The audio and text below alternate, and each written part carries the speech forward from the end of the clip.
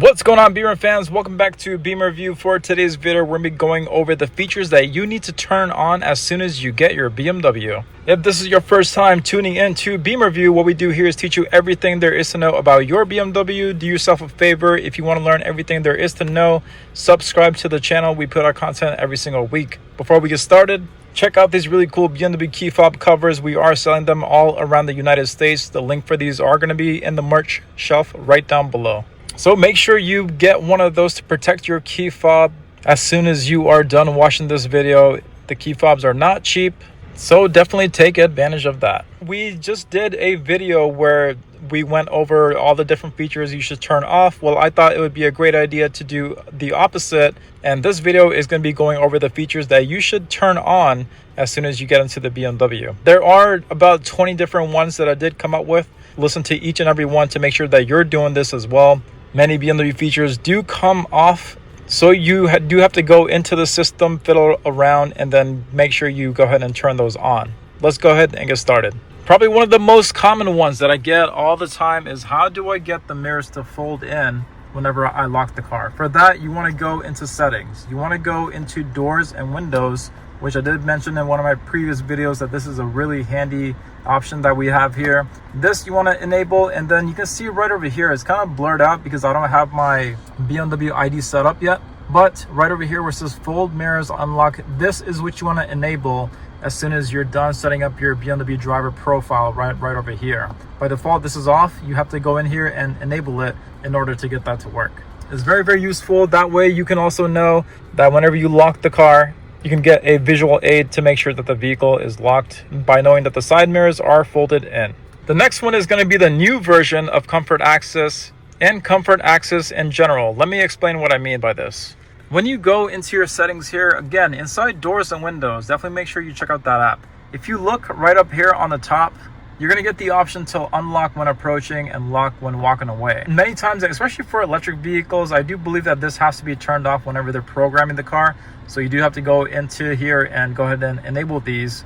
But lock when walking away is pretty much what it says. If you have the key fob in your pocket, you're walking away from your car, your vehicle will lock. I recommend making sure that that is on for sure to make your life a whole lot more easy. The other one is also going to be unlock when approaching. You can enable this if you want. But one thing to note, many new BMWs do have the option now where you can exclude your home address, so that whenever your vehicle is parked in the garage, the vehicle won't be doing the thing where it keeps on unlocking itself and locking yourself whenever you're walking around your house with your key fob. So they did include that as a software update for many new BMWs along the way. So definitely make sure to check to see if you have that option or not.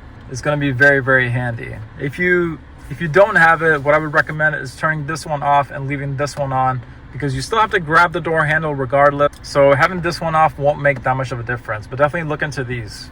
The next one I haven't mentioned on the channel a whole lot for this one, but if you go into settings, you're going to see this new icon where it says seats or seat comfort, which is this guy right over here. Inside here, you're going to see this function called comfort exit, which is going to be located in the settings for this car. You have to go into settings, driver settings, and then you're going to see it right up here, comfort exit. What this does is, if the vehicle thinks your seat is really forward, close up to the steering wheel, what it will do is move the seat back a little bit whenever you're getting out the vehicle, which is very useful. This is a newer feature for newer BMWs, but it's really handy. You should totally look into this one as well. Next one is going to be PDC Active Emergency Braking. Let me explain what this one is. If you have a BMW with this little guy right here, many of them do, just give this guy a press. It's a P with a camera or a P with a cone beside it. Next up, where you want to go is go into more or go into settings right over here. And then you're going to see an option where it says PDC Emergency Active Braking, whatever. Right here, you're going to see the option. What you have to do is just turn this guy on to make sure that the vehicle will do an emergency brake if it thinks it's going to hit a pedestrian or another vehicle behind you. By default, this is off. Keep in mind, if you have a bike rack that is going to go in the back, you may just want to disable this as well. But this is a really handy feature. The vehicle will come to an emergency brake. Do not rely on this 100% of the time. Again, this is an emergency feature. It's only intended for emergency purposes, but not something you want to be relying on.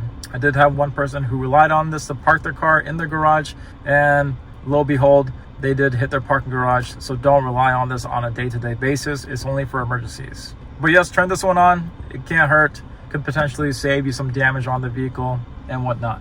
Next up is going to be drive recorder. If your BMW has a drive recorder, you should definitely enable this. If you have this function, it comes as an option for many of the BMWs. Go ahead and give that a click. You're going to see that the first message you see is going to be this guy here. Press allow there, but really important, this guy right here, you may just want to go ahead and enable this. What this will do would go ahead and confirm that you want the vehicle to save footage and begin continuously recording. So basically, the camera will be continuously recording. If something happens to the car, say for example, if a car crashes into it, you're going to have video evidence of whatever happened. 20 seconds before the accident, 20 seconds right after it. It'll save the footage of what happened. Go ahead and press confirm there, and then you're all set.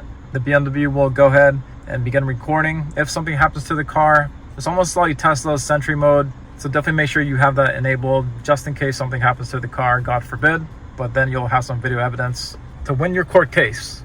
Next up, for my North American customers or clients, many of us have the gift of doing a remote engine start, but you do have to enable this whenever you get your BMW.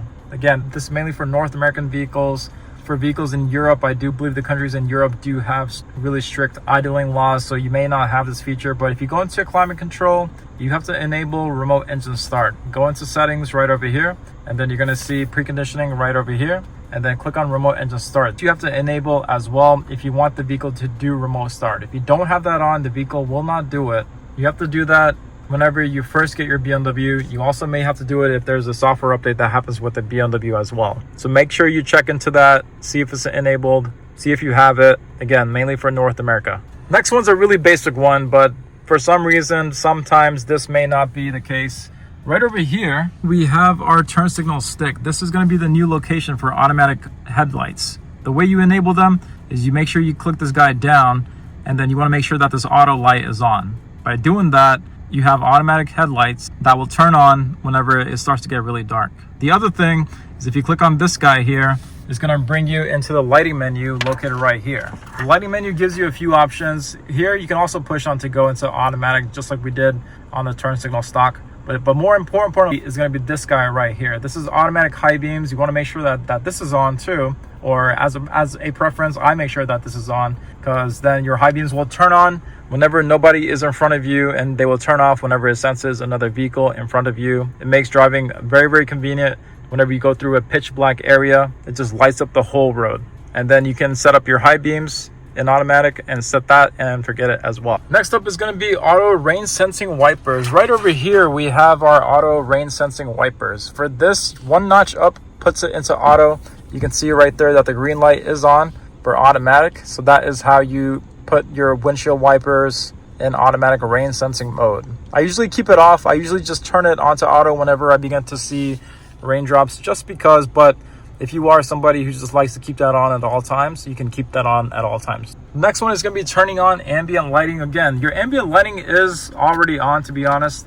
So this one is not really a feature you turn on, but it is a change that I always do with clients pretty much all the time. For this one, you want to go into settings and then go into interior lighting, which is right here.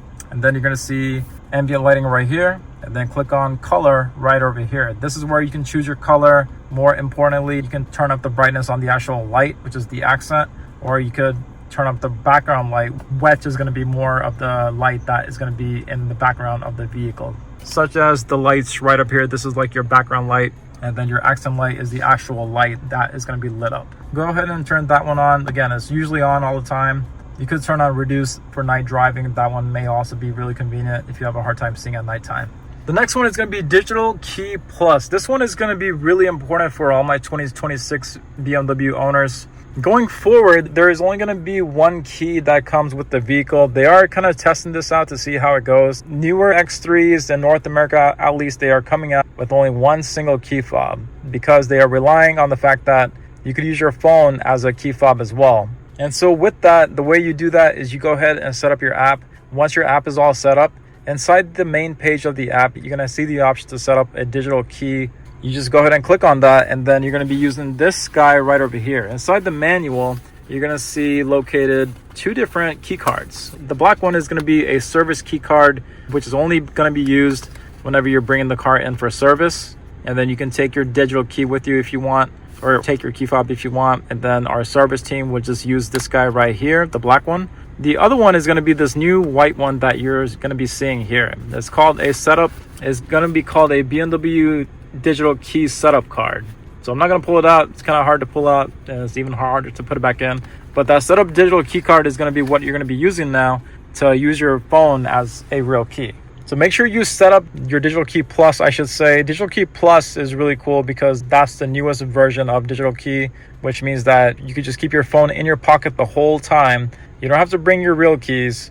And even if your phone dies, your phone can somehow still magically unlock the vehicle if you just tap on the door handle. So using the phone is going to be the way of the future. So make sure you set up your Digital Key Plus, especially if you have a newer BMW like this X3 we have here, because that one comes with Digital Key Plus, which is very, very cool. The next one is going to be individual settings for climate control. For that, you go into climate control right here, go into settings right over here. Right over here, individual settings, you can see that you can not only adjust your seat heater distribution, the sections of the seat in which it is being heated up, but this guy right here, these three, many BMWs do come with this off. You have to turn this on, put it in the middle, see how you like it. What this is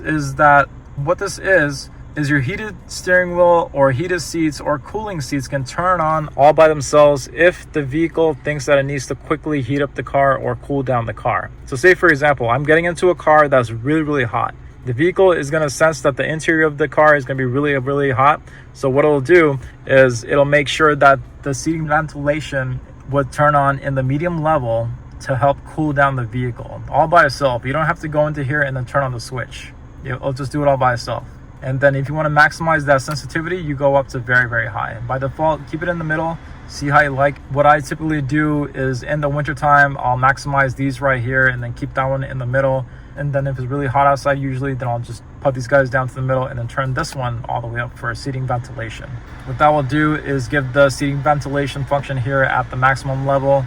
And then if you bring this down, you're going to see that this dropped a little bit too.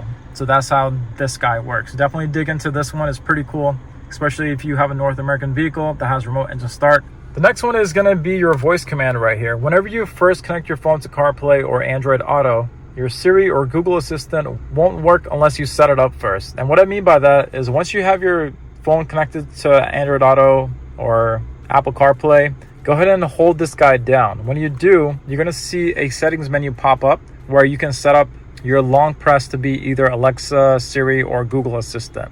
You only have to do that the first time. So once you have your phone connected, hold this guy down.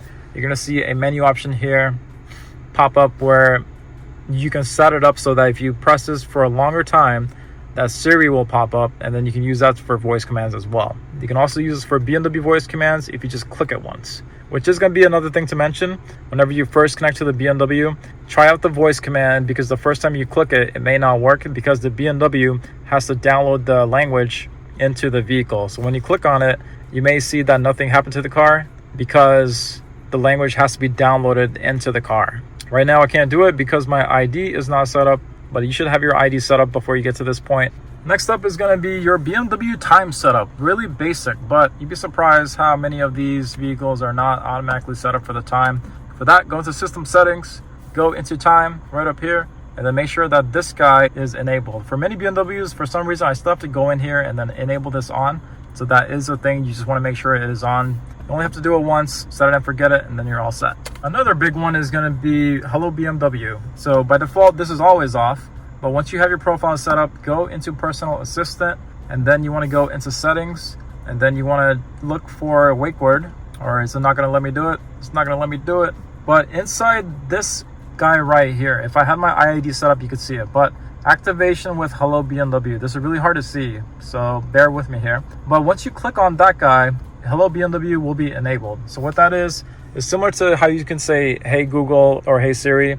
If you were to just say, Hello BMW, that would bring up the BMW voice command, which allows you to make commands such as navigating to a certain address using the W maps, or you could tell it to change the temperature. You can say, Hello BMW, change temperature to 75 degrees, and then it'll do it. You can also tell it to change the lighting, roll down the window, all that crazy stuff. So you may want to consider turning that guy on too. It's pretty convenient.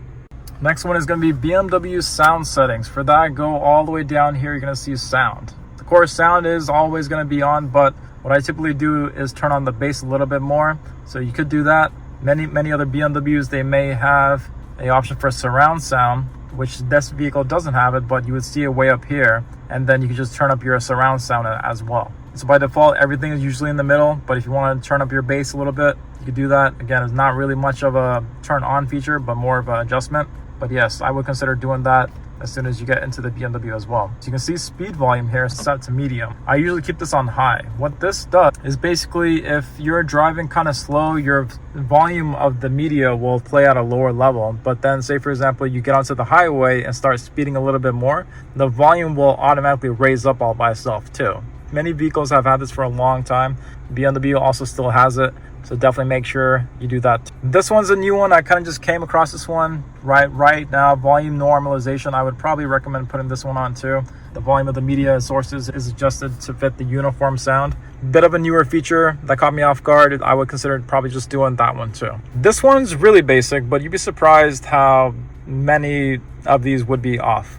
BMW's vents are a little bit weird now. So now they got this little laser touch screen here. Vents are usually off for some reason. Whenever I get into a brand new one, I always have to sit into the client's car and then turn on the vents. So that's how you do that. Turn on the vents. These are just directionals for the vents themselves. You don't really have to worry about this one too much.